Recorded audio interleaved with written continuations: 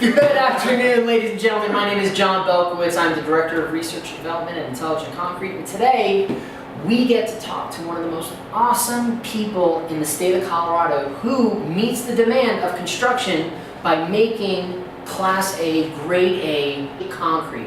So, Russ, could you introduce yourself to us, please? John, thanks for the quick introduction. My name is Valerio, working over here in Castle Rock currently with Metro Mix, great company. Quality control manager down here, as well as up in Denver. What is, for our viewing audience that doesn't know what a quality control manager is for a ready mix plant, what is a quality control manager? Quality control manager, a lot of things, wears a lot of hats. One of the most important things being is the interface between customers and internal and external customers. That interface is so crucial for data transfer and being able to communicate, and everybody talks and listens differently, so it's really an interface between those two stages of the business. How long have you been working here now? Been here for almost 2 years. And from your bosses, you have literally changed this company with your quality control skills, your skill set. Happy to hear they say that. No, they absolutely love me here. Now, why concrete? Why did you decide to stay in this industry? Get into and stay in this industry? Decided to get into this industry right out of college. It was pretty easy for me because it was the first person to accept me for a summer internship. So when somebody says they'll take it, you take the ball and run with it. And then what really got me into concrete deeply was just wanting to know more about the science and more about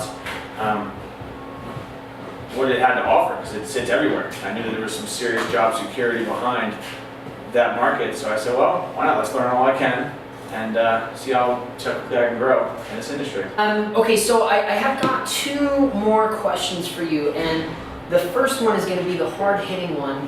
What we were doing over today was looking at technical transfer, bringing in new technology from the lab to the field, which are two separate monsters. Just because something works in the lab does not mean it's going to work in the field, and quite honestly, sometimes it doesn't work in the field. So could you please define for me what technical transfer means to you, the easiest part and the most difficult part of technical transfer? Two pieces of technical transfer there. The easiest part being your own understanding of technical transfer, right? That's probably the easiest part of it. And the difficult part is somebody else's interpretation of it and how to bring those two pieces together. So that's literally the most difficult part in my mind. How would you define technical transfer? Technical transfer, in a general statement, I would say technical transfer is a bunch of people having a bunch of great ideas, sitting around, drinking coffee, having beer, whatever, and saying, this will work great. It's just great minds and how they bring it to practicality. That would be my answer. Dude, that was awesome. Last question. 2 books. No, let's make it 3 books. 3 books. Okay. 3 books and 2 movies.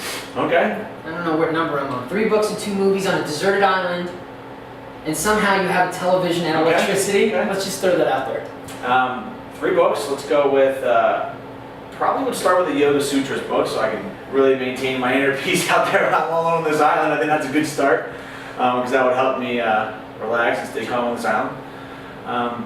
I really like Silent Spring. It's a book I read in college. It's Rachel Carson.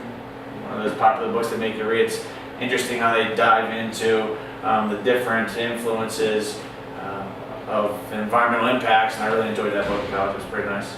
And a 3rd book, it's a tough question. If I had to pick a 3rd book, I mean, probably something with a lot of pictures. I don't really, maybe what do you call it? National Geographic, a nice National Geographic, just so I can dream a little. Awesome. 2 movies. 2 movies. I think it'd be a little ironic to have Castaway out there. Just a little ironic. Not that I would like it or anything, but Tom Hanks is a decent, reputable actor, so why not check that out? And then on the other end of the spectrum, I would say Braveheart, because that'll get me all jacked up and I cut down a bunch of trees and start a fire. Dude, thank you so much for the interview. Absolutely. If you have any questions for Russ, if you have any questions for us, that rhymed.